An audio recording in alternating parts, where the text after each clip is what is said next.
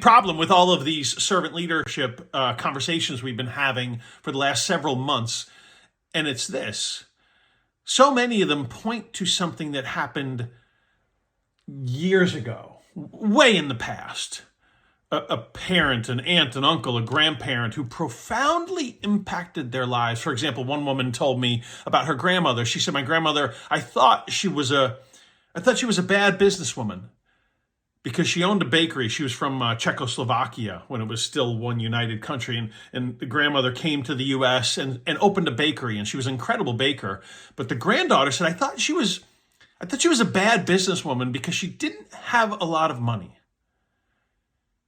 And she said at her funeral, the line was around the block.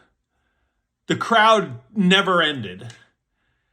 And she said, I heard these stories of my grandmother feeding people during the Great Depression.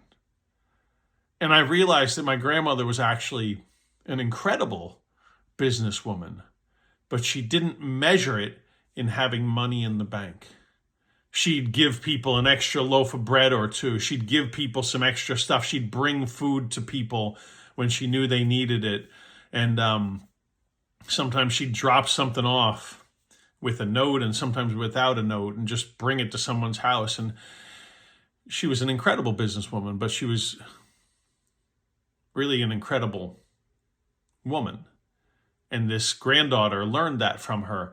And herein lies the challenge.